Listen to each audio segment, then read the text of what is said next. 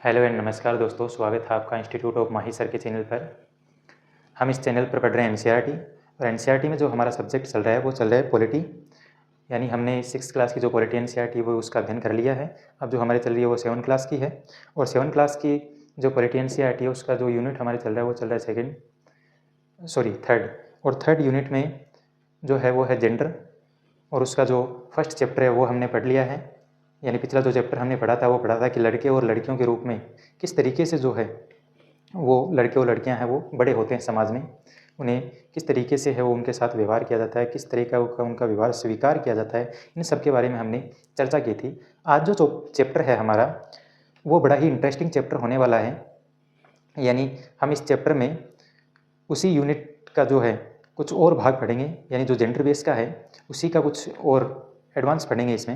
और इसमें हम देखेंगे कि इस चैप्टर का जो नाम है वो है कि औरतों ने बदली दुनिया।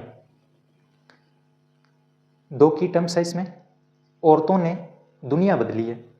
अब किस प्रकार से बदली है औरतों ने दुनिया, कि क्या अपने लिए बदली है दुनिया, क्या औरतों ने अपने लिए दुनिया बदली है, या फिर औरतों ने समाज का नजरिया बदला है, या फिर औरतों ने समाज में जो कुछ रूढ़िवादी धारणाएं चल रही हैं उनका विरोध करते हुए अपने अधिकारों की मांग की है ताकि वो लंबे समय तक प्रगति कर सकें। तो आज जो ये चैप्टर है ये बड़ा ही इंटरेस्टिंग चैप्टर होने वाला है और इस चैप्टर में हम देखेंगे कि औरतों ने किस प्रकार से अपने लिए संघर्ष किया है। आज हम जो भी देखते हैं कि महिलाओं को पुरुषों के बराबर सम्मान अवसर मिल रहे हैं, शिक्षा में वो लगातार प्रगति कर रही हैं, ये जो सब हम देख रहे हैं महिलाओं के लिए, क्या ये शुरू से ही ऐसा ही था या इसके लिए महिलाओं ने काफ़ी संघर्ष किए हैं, काफ़ी आंदोलन चलाए हैं? तो इन सब के बारे में हम जानेंगे। ये जो चैप्टर है इसमें हम कौन कौन से टॉपिक्स पर बात करेंगे तो वो मैं आपको एक बार बता देता हूँ। पहला जो टॉपिक है इसमें उस पर हम बात करेंगे कि औरतों ने किस प्रकार से दुनिया बदली है, इसके बारे में। इसके बाद में जो हम अध्ययन करेंगे वो करेंगे कि कम अवसर और कठोर अपेक्षाएं,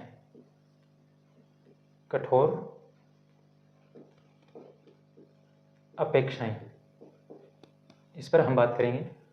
इसके बाद में हम देखेंगे परिवर्तन के लिए सीखना, परिवर्तन के लिए सीखना।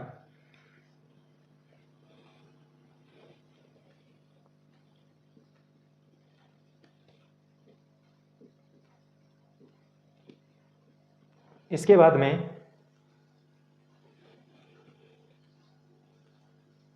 वर्तमान समय में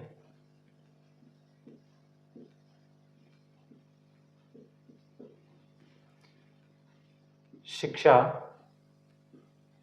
व विद्यालय, इसकी हम बात करेंगे। इसके बाद में हम एक और टॉपिक पर चर्चा करेंगे, महिला आंदोलन पर।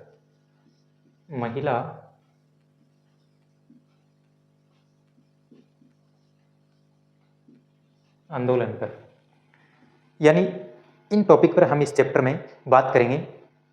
हम देखेंगे कि किस प्रकार से महिलाओं को कम अवसर दिए जाते हैं और उनसे कठोर अपेक्षाएं रखी जाती है, इनकी हम बात करेंगे। हम बात करेंगे कि परिवर्तन के लिए सीखना कितना इंपॉर्टेंट है, यानी समाज में परिवर्तन लाने के लिए या किसी भी चीज़ में परिवर्तन लाने के लिए हमें चीज़ों को सीखना कितना इंपॉर्टेंट हो जाता है, इसके बारे में हम चर्चा करेंगे। हम जानेंगे कि वर्तमान समय में शिक्षा और विद्यालय हैं उनका स्तर क्या है। लास्ट हम बात करेंगे महिला आंदोलन के बारे में, यानी महिलाओं ने ये जो समाज का नजरिया बदला है, ये नजरिया ऐसे ही नहीं बदला है, इसके लिए काफ़ी संघर्ष किया है और उन्होंने काफ़ी अभियान चलाए हैं इसके लिए। यानी उन अभियानों की हम बात करेंगे। कि किस प्रकार से महिलाओं ने संघर्ष किया है। पिछले अध्याय में हमने पढ़ा था कि किस प्रकार से महिलाएं जो काम करती हैं उस काम को काम नहीं माना जाता है।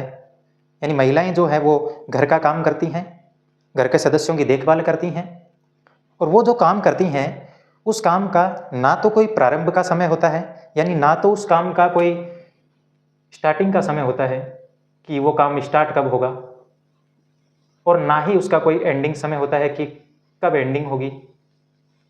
यानी अगर आप कोई महिला 5 बजे उठ के काम कर रही है परिवार का, घर का काम, और रात को 11 बजे वो समाप्त हो रहा है, होता नहीं है ऐसा। कहीं पता ही नहीं होता है कि कब तो काम स्टार्ट हो रहा है और कब भी काम समाप्त हो रहा है। फिर भी उनके काम को काम नहीं समझा जाता है। ये हमने पिछले चैप्टर में देखा था। इस चैप्टर में हम ये अध्ययन करेंगे कि किस प्रकार से जो घर के बाहर का काम है वहाँ पर भी महिलाओं के साथ है वो किस प्रकार से समानता का है जो व्यवहार है वो नहीं किया जाता है। इस चैप्टर में हम ये भी जानेंगे कि कुछ प्रोफेशन ऐसे हैं, यानी कुछ काम ऐसे हैं जो महिलाओं की अपेक्षा पुरुषों के लिए ही अच्छे माने जाते हैं। इस बात की भी हम चर्चा करेंगे इस चैप्टर में। हम ये भी देखेंगे कि किस प्रकार से महिलाओं ने लंबे समय से समानता के लिए और उनके साथ हिंसा और भेदभाव ना हो इसके लिए काफ़ी लंबा संघर्ष किया है, लंबी लड़ाइयाँ लड़ी हैं उन्होंने। इस चैप्टर में हम इस चीज़ को भी देखेंगे कि किस प्रकार से उन्होंने अपने लिए संघर्ष में आंदोलन किए हैं और काफ़ी सारे अभियान चलाए हैं। शिक्षा जो है वो एक ऐसा अवसर है कि अगर शिक्षा में अवसर मिले महिलाओं को समान रूप से तो वो हर क्षेत्र में नए अवसर तलाश कर सकती हैं। यानी शिक्षा महिलाओं के लिए बहुत ही इंपॉर्टेंट हो जाती है। इसकी हम बात करेंगे कि परिवर्तन के लिए सीखना, इस टॉपिक में कि किस तरीके से सीखना जो है वो आपके लिए इंपॉर्टेंट हो जाता है। हम शुरुआत करते हैं पहले चैप्टर से, पहले टॉपिक से कि कम अवसर और कठोर अपेक्षाएं।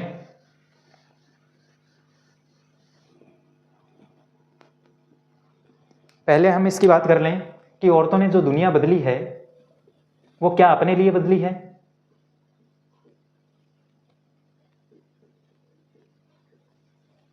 या फिर लोगों का नजरिया बदला है।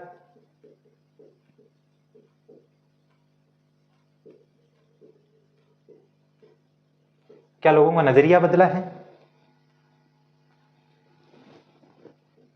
क्या औरतों ने जो रूढ़िवादी धारणाएं हैं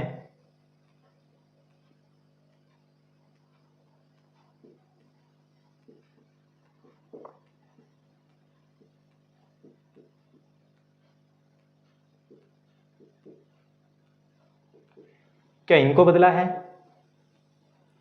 या फिर महिलाओं ने अपने लिए प्रगति की राह आसान करने के लिए काफी संघर्ष किए हैं?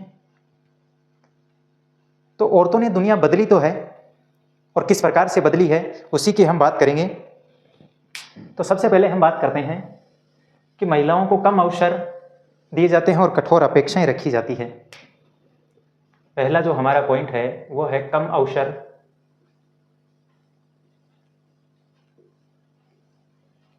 और कठोर अपेक्षाएं।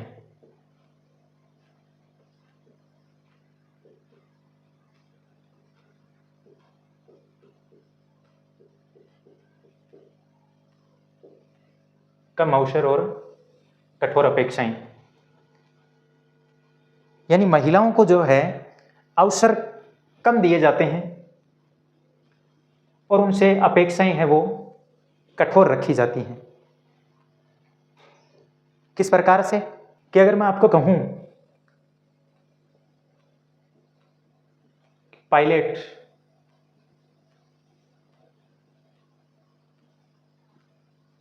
नर्स,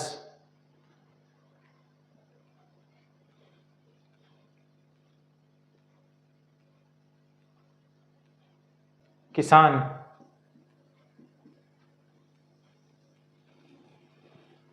शिक्षक,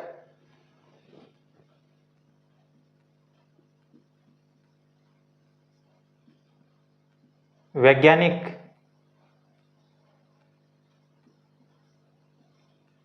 अब मैं आपको ये कहूं कि इनमें से पुरुष क्या क्या बन सकते हैं, कि पायलट कौन हो सकता है, तो सबसे पहले हमारे दिमाग में आता है कि पुरुष।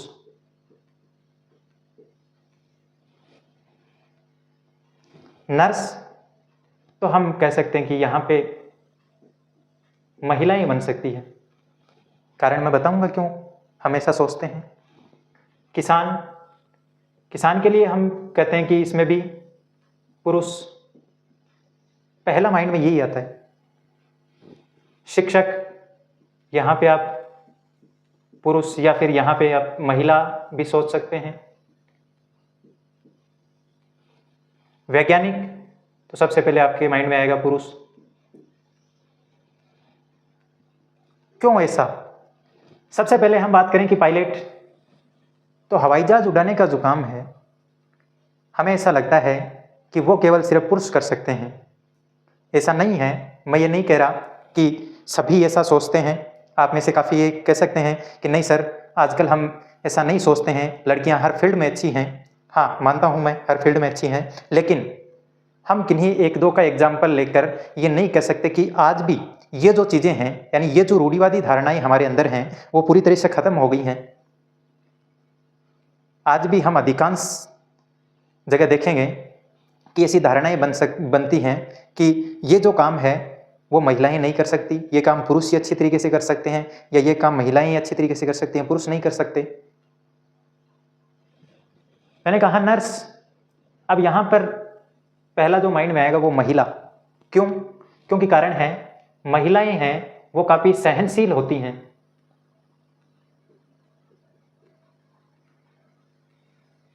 वो काफी विनम्र होती हैं, यानी उनका सहनशील होना, विनम्र होना नर्स होने के लक्षण है।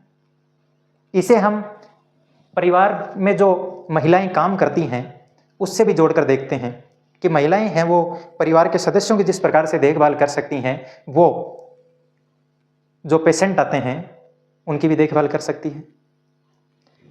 किसान, अब किसान जैसे ही मैंने लिखा, सबसे पहले माइंड में आता है कि पुरुष होते हैं किसान, क्यों महिलाएं क्यों नहीं होती? भारत में मैं आपको बताऊं, एनसीईआरटी के आंकड़े के अनुसार तो लगभग 83% महिलाएं खेतों में काम करती हैं, लेकिन सबसे पहले अगर हम किसान की बात करेंगे तो हमारे माइंड में आता है कि किसान सिर्फ है वो पुरुष ही हो सकता है, महिलाएं नहीं होती। लेकिन ज़्यादातर जो महिलाएं हैं वो खेतों में काम करती हैं, लगभग 83% महिलाएं हैं वो खेतों में काम करती हैं, लेकिन हमें ऐसा नहीं लगता है कि महिलाएं हैं वो किसान हो सकती हैं। हमें यही लगता है कि किसान सिर्फ और पुरुष हो सकता है। मैंने आपको इस चीज़ के बारे में जब हम 6th क्लास की जो एनसीईआरटी इसी का जो चैप्टर पढ़ रहे थे सरकार, उसमें भी बताया था। इसके बाद में शिक्षक, यहाँ पे आपके माइंड में दोनों आ सकते हैं, पुरुष भी और महिला भी, यानी या तो सर होंगे या मैडम होंगी। वैज्ञानिक, वैज्ञानिक में आपके माइंड में ये आएगा सबसे पहले कि पुरुष, क्योंकि ये माना जाता है आज भी हमारे समाज में कि विज्ञान के क्षेत्र में तकनीकी दिमाग की आवश्यकता होती है और काफी सोच विचार की आवश्यकता होती है, और ये जो काम है, ये सोच विचार करने का, तकनीकी दिमाग होने का, वो महिलाओं में नहीं होता है।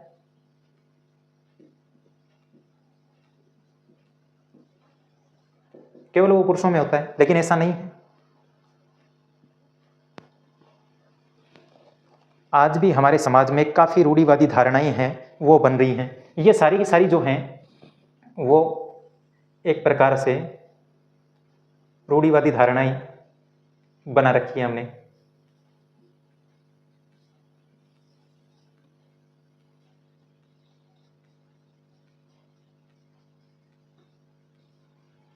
इन रूढ़िवादी धारणाओं की वजह से महिलाओं को है वो हर क्षेत्र में अवसर कम दिए जाते हैं, और फिर अगर अवसर मिल भी जाते हैं तो उनसे कठोर अपेक्षाएं रखी जाती हैं। मैंने चैप्टर के स्टार्टिंग में आपको बताया कि महिलाएं जो घर में काम करती हैं उस काम को काम नहीं माना जाता है, और मैं आपको सही बताऊं तो वो जो काम करती हैं उसका ना तो कोई स्टार्टिंग का समय होता है, ना ही कोई एंडिंग का समय होता है। यानी महिलाएं जो है वो ज़्यादा काम कर सकती हैं पुरुष की अपेक्षा, फिर भी जो है उनको कम अवसर दिए जाते हैं।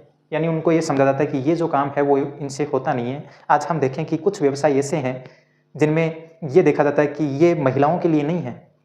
कुछ खास तरह के जो व्यवसाय हैं वो ही महिलाएं हैं उनमें ही अच्छी तरीके से काम कर सकती है, बाकी के जो हैं वो पुरुषों के लिए ही हैं। इसी में हम बात करें इन रूढ़िवादी धारणाओं की, तो इन रूढ़िवादी धारणाओं की वजह से ही जो लड़कियां जो हैं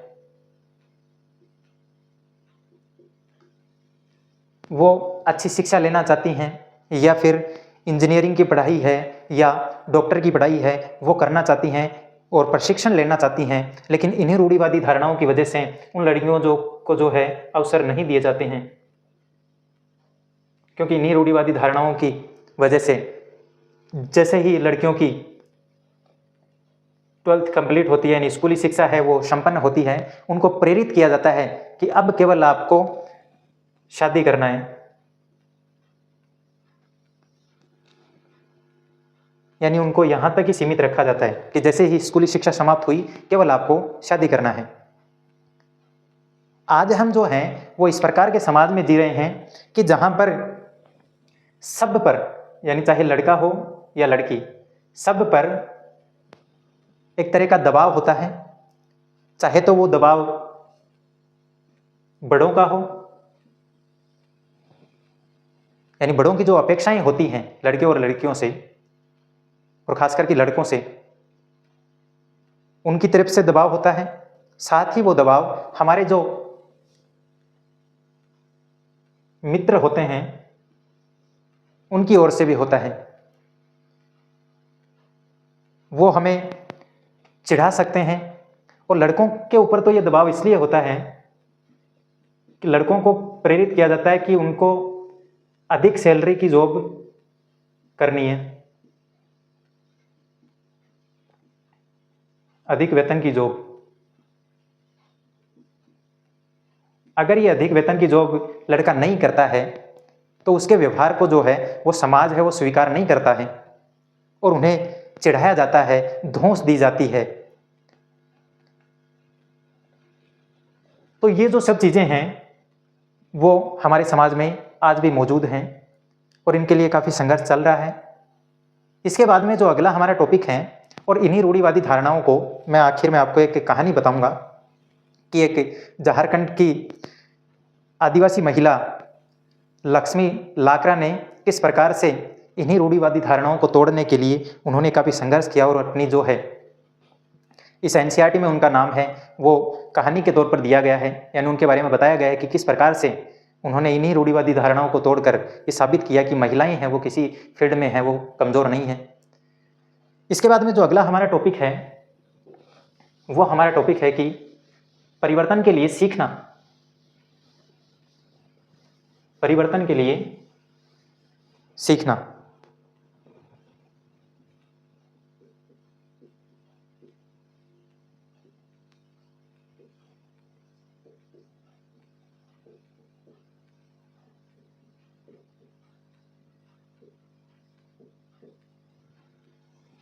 परिवर्तन के लिए सीखना, कि परिवर्तन लाने के लिए सीखना कितना जरूरी हो जाता है, कितना इंपॉर्टेंट होता है, इसकी हम बात करेंगे। हाँ, तो देखो परिवर्तन के लिए सीखना जो है वो कितना इंपॉर्टेंट हो जाता है। आज हम मानते हैं कि जो वर्तमान है, वर्तमान समय में हर साल स्कूल में, यानी हर साल बच्चे जो हैं वो स्कूलों में अधिक से अधिक एडमिशन ले रहे हैं और हम ये मानते हैं कि आजकल स्कूल जाना साधारण बात है। यानी हर कोई स्कूल जा रहा है आजकल, सभी जाते हैं। लेकिन वर्तमान में भी हम ये नहीं सोचते हैं कि अभी भी कुछ जो बच्चे हैं वो स्कूल तक पहुंच नहीं पाते हैं, उनकी एक खास वजह होती है, वो भी हम आगे बात करेंगे। हम ये भी नहीं सोचते हैं कि हमारे अतीत में किस प्रकार से पढ़ना लिखना है वो अनुचित माना जाता था, और लड़कियों की जो स्थिति है वो तो और भी खराब थी।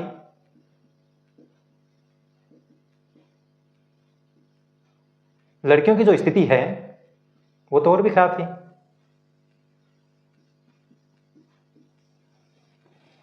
उस जमाने में जो लड़के होते थे उनको पढ़ना लिखना नहीं सिखाया जाता था,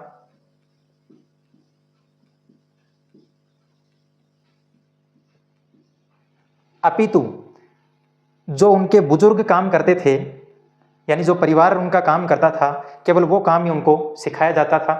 और लड़कियों की स्थिति है वो तो और भी खराब थी। इनको तो वो काम भी नहीं सिखाए जाते थे, केवल ये माना जाता था कि लड़कियां जो है जो महिलाएं हैं वो केवल सहायताएं देती हैं, यानी जो भी काम होता है पुरुष का उसमें सहायता करती है केवल। उदाहरण के लिए जैसे हम माने कि अगर कोई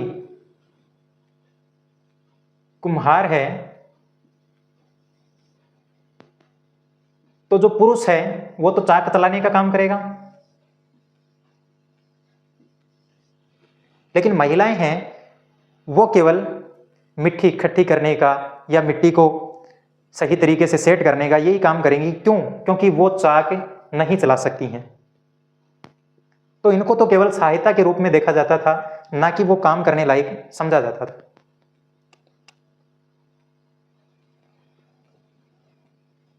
लगभग 19वीं शताब्दी में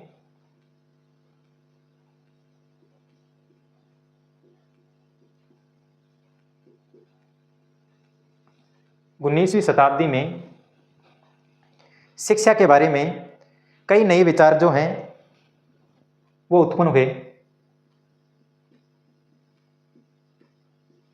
शिक्षा के बारे में नए विचार, यानी नए नए विचारों ने जो है वो शिक्षा के बारे में जन्म लिया। और जो लोग हैं वो पढ़ाई का विरोध करते थे पहले, यानी खुद जो हैं वो पढ़े लिखे नहीं थे,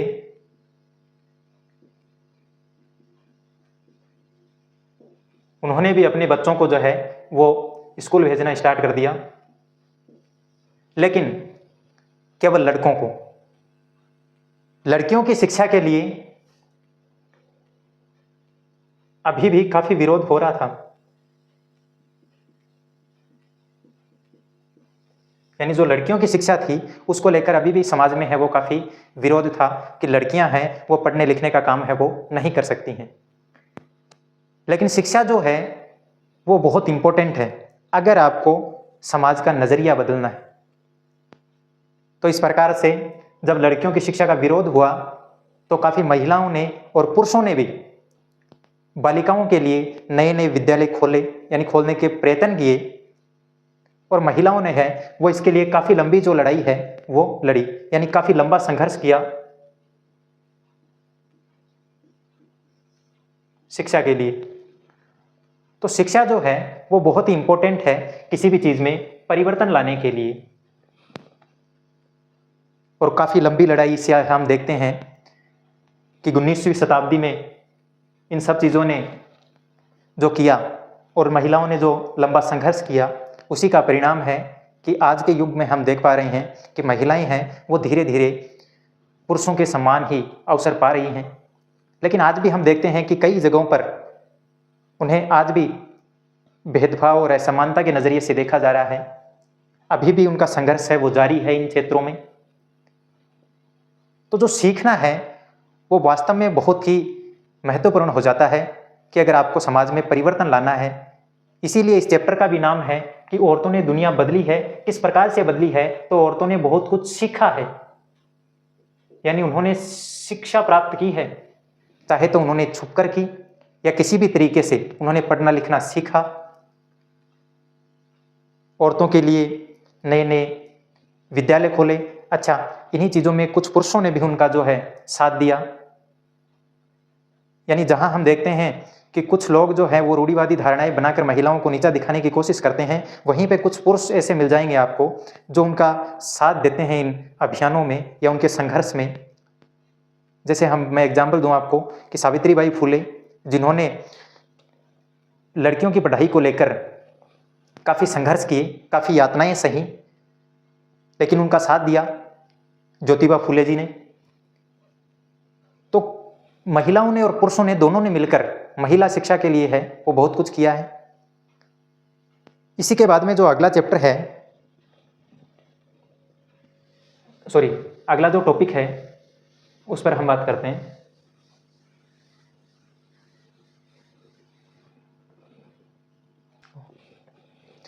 हाँ, तो अगला जो टॉपिक है हमारा, वर्तमान समय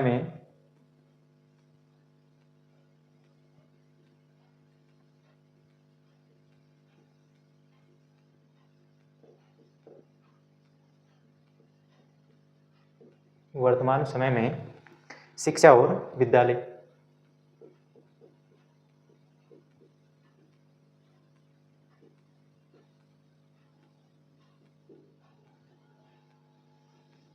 आज के समय में जो है वो शिक्षा का और विद्यालय का जो है वो स्तर क्या है? क्या सभी लोग शिक्षित हो रहे हैं? क्या अब अनुपात नहीं बचा इनके बीच में? क्या सभी महिला और पुरुष हैं वो शिक्षित हैं, साक्षर हैं? तो हम देखते हैं कि वर्तमान में आप देखोगे कि काफ़ी विशाल संख्या में लड़के और लड़कियां जो हैं वो स्कूलों में जा रहे हैं, कोई दिक्कत नहीं है उन्हें। लेकिन भारत जो है उसमें हर 10 वर्ष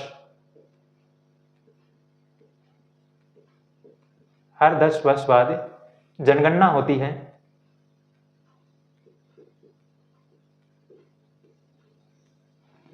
हर 10 वर्ष बाद जो है वो जनगणना होती है, और इस जनगणना से जो है वो भारत के सभी देशवासियों के बारे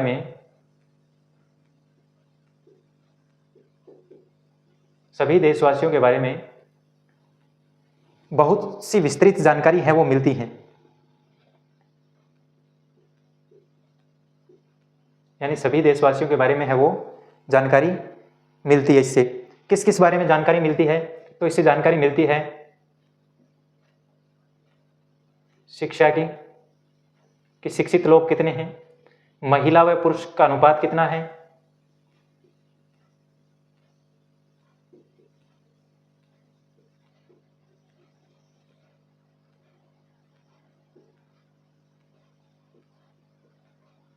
इसके बारे में कौन से लोग क्या काम कर रहे हैं, इन सभी की जो है वो जानकारी मिलती है। एनसीईआरटी के डेटा के अकॉर्डिंग अगर हम बात करें कि 1961 की जब जनगणना हुई थी, इसके अकॉर्डिंग जो पुरुष साक्षरता दर थी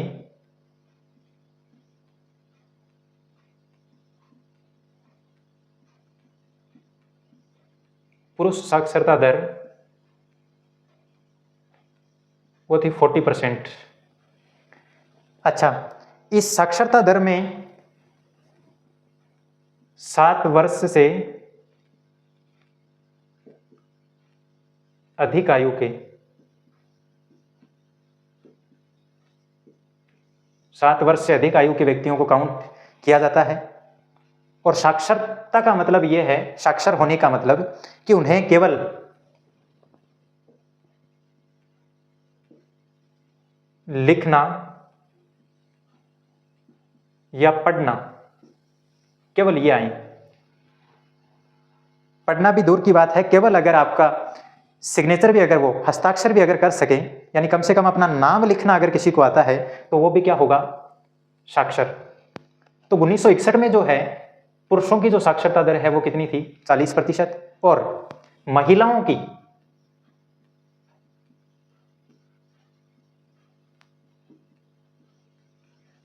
की यह साक्षरता दर थी केवल 15%। यानी इसमें लड़कियां और महिलाएं दोनों 15%।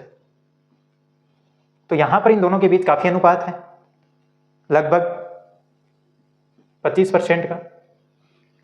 लेकिन अगर यही देखें हम 2011 की जनगणना के अनुसार, तो 2011 की जो जनगणना थी उसमें पुरुष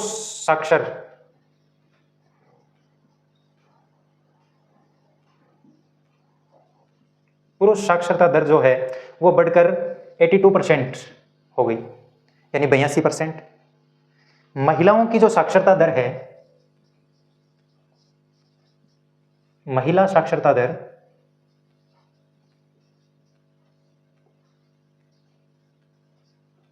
वो 65%, यानी लोग शिक्षित हुए हैं काफी संख्या में, यानी यहां पर पुरुषों की संख्या में भी बढ़ोतरी हुई है और महिलाओं की शिक्षा में भी बढ़ोतरी हुई है। लेकिन अभी भी आप देखो कि इन दोनों के बीच बहुत बड़ा अनुपात है, सॉरी काफी अनुपात है। अगर हम देखें कि 12 और 5 17, यानी 17% महिलाएं हैं वो कम पढ़ी लिखी हैं पुरुषों की अपेक्षा, यानी 17 पुरुष अधिक पढ़ रहे हैं और महिलाएं हैं वो कम पढ़ रही हैं। आज हम देखें कि जो SC ST की जो बालिकाएं हैं वो स्कूल हैं उसमें कितने समय तक रह पाती हैं। तो SC ST की जो बालिकाएं हैं वो केवल 4 वर्ष तक स्कूल रह पाती हैं। SC ST का तो ये हाल है। वहीं अगर हम देखें जो मुस्लिम लड़कियां हैं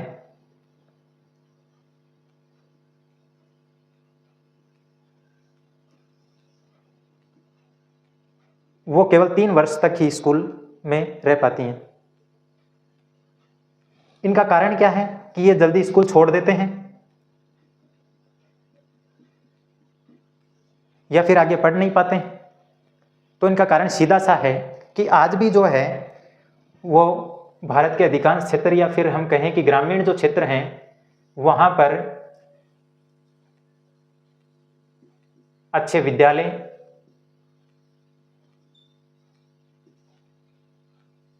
या अच्छे शिक्षक नहीं हैं।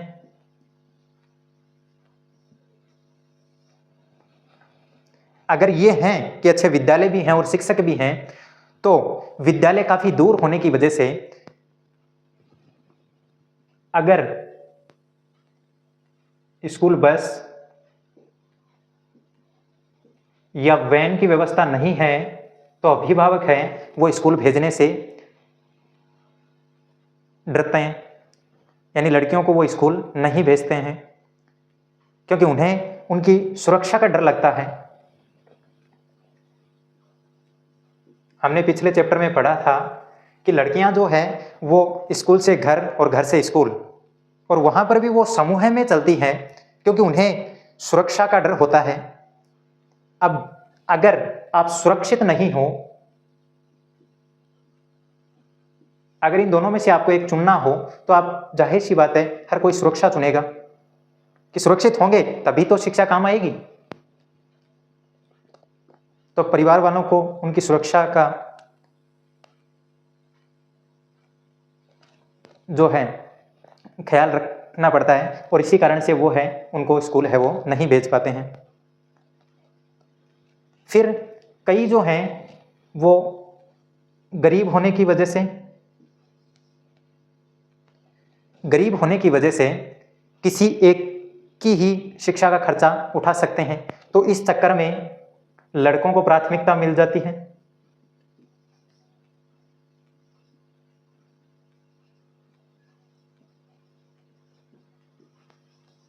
कि अगर किसी के माता पिता गरीब हैं और वहां पर 2 भाई बहन हैं तो फिर वो लड़के को प्राथमिकता देते हैं कि लड़का है वो पढ़ लेगा, केवल इसी का खर्चा उठाने में सक्षम है हम, तो इस प्रकार से लड़कों को प्राथमिकता दी जाती है। तो वहां पर भी लड़कियों को जो है वो नहीं पढ़ाया जाता।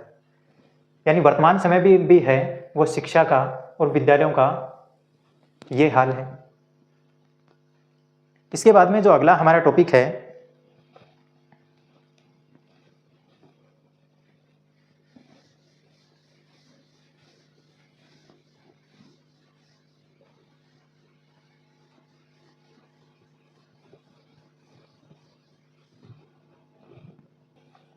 अगला जो हमारा टॉपिक है वो है महिला आंदोलन।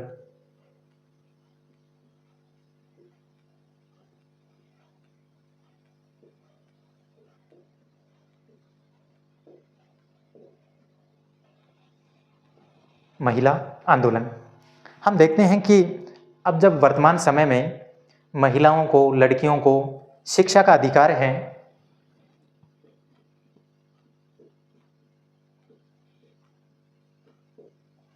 शिक्षा का अधिकार, इसी प्रकार से स्वास्थ्य यानी अन्य क्षेत्रों में भी उनके पास कानूनी सुरक्षा है,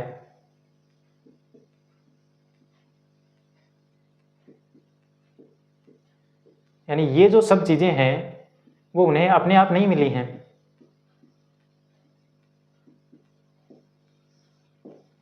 यानी उनके शिक्षा का अधिकार मिला है, स्वास्थ्य में उनके लिए कानूनी सुरक्षा है, ये जो सब चीजें हुई हैं उनको अपने आप नहीं मिली हैं। इनके लिए उन्होंने काफी संघर्ष किया है,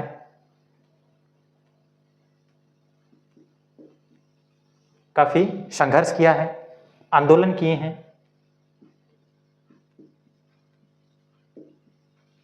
अभियान चलाए हैं, काफी आंदोलन किए हैं, अभियान चलाए हैं। और ये जो संघर्ष हैं उन्होंने व्यक्तिगत स्तर पर किए हैं,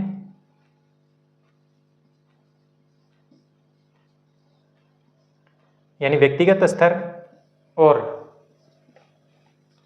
सामुदायिक स्तर,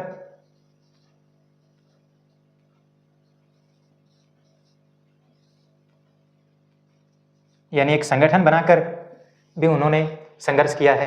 यानी व्यक्तिगत स्तर पर यानी अकेली महिलाओं ने संघर्ष किए हैं और काफी सारी महिलाएं एक साथ आकर संघर्ष करती हैं। इस संघर्ष में पुरुषों ने भी उनका साथ दिया।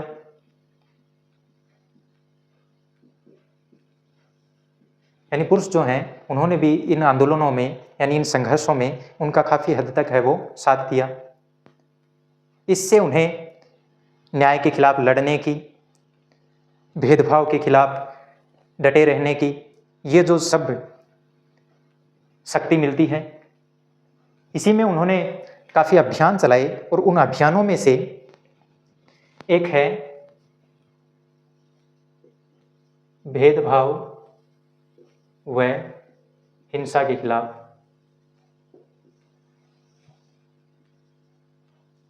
इसके लिए 2006 में कानून बनाया गया।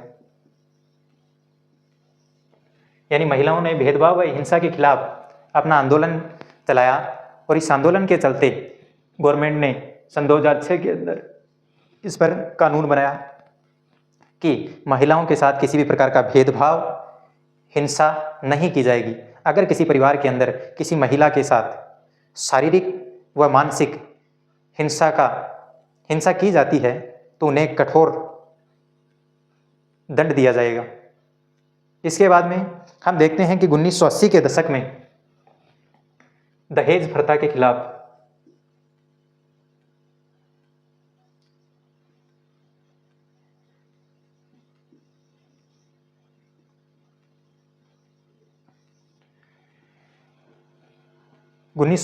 के दशक में दहेज प्रथा जो है वो अपने चरम सीमा पर थी। यानी दहेज के लिए महिलाओं को, यानी जो नवविवाहिता हैं, उन्हें उनके ससुराल वाले जो हैं वो शारीरिक व मानसिक यातनाएं देते थे, क्योंकि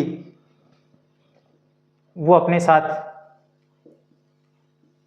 दहेज नहीं लाती थी, या अगर लेकर भी आती थी तो ससुराल वालों को वो दहेज कम लगता था। और इस चक्कर में काफ़ी महिलाओं को तो मानसिक यातनाएं दी जाती थी, यानी मानसिक रूप से उनके साथ हिंसा की जाती थी, और काफ़ी महिलाओं को मार भी दिया जाता था। तो इसके लिए काफ़ी महिलाओं ने है वो आंदोलन किए, इसके लिए संघर्ष किए और फाइनली सुप्रीम कोर्ट ने है वो इसके खिलाफ भी कानून बनाया। और उस कानून में कहा गया कि अगर कोई भी दहेज लेना यानी कोई भी अगर दहेज लेता है तो ये कानूनी अपराध माना जाएगा। तो ये जब कानून बना तो इससे दहेज की जो प्रथा है उस पर काफ़ी हद तक है वो रोक लगाई गई। वैसे तो हम देखते हैं, ये मैंने आपको पहले भी बताया था कि गवर्नमेंट इस पर कानून बना दे और हमारी समाज जो है वो उसे पूरी तरह बंद कर दे, ये दोनों अलग अलग विषय हैं। आजकल इसी को गिफ्ट कह देते हैं, यानी गवर्नमेंट ने जो कानून बनाया था वो था कि दहेज लेना और देना दोनों दंडनीय अपराध हैं। लेकिन जो भी है, तो आज का जो चैप्टर है वो हमें बताता है। अच्छा, इसी चैप्टर में मैं आपको एक वो कहानी बताऊं कि महिलाओं ने जो आंदोलन किए हैं, इसी के अंदर एक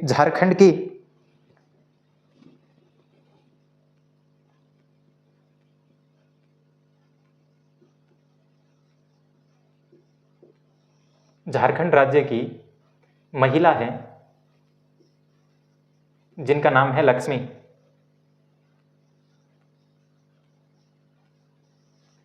और लक्ष्मी जो है वो गरीब परिवार से सरकारी विद्यालय में पढ़ी हुई,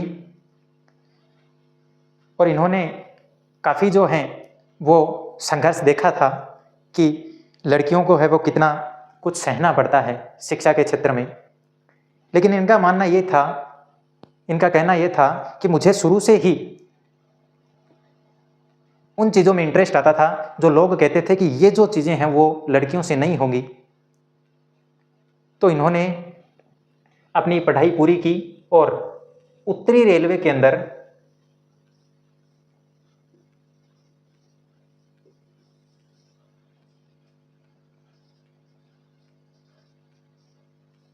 पहली इंजन चालक बनी।